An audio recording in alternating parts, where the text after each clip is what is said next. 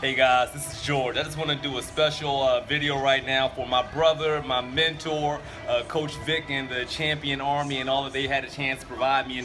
And in short, to kind of give a good understanding of who I was before Champion and who I am after Champion has impacted me in a personal and a professional way. You know, personally, prior to going into Champion and being around Vic and the great fellas of the Champion Army, I was simply a shell.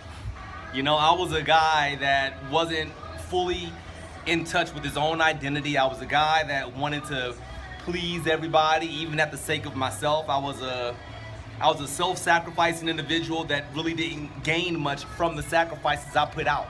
My family didn't gain from it. My children did it. My wife separated from me back in 2012, and I've been kind of floundering since then. And I finally went ahead and sucked it up and got my ass down to the Champion Army.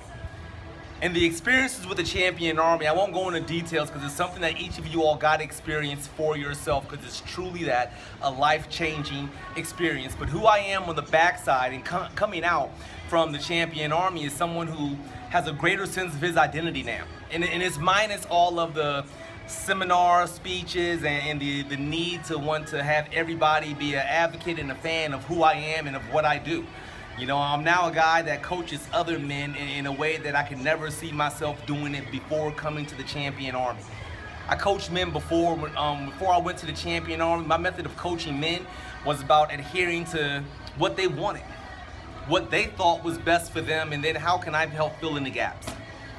And in truth, when I want to help somebody transform, well, the whole purpose behind that is that I need to get them away from whatever they think works and bring them into something that does work. So thankfully now, with the help of my brother, my mentor Vic, the other brothers with the Champion Army, I'm a man now that my wife knows who I am when I walk through the door, and she doesn't got to question, you know, how many different faces I had to put on during the course of the day.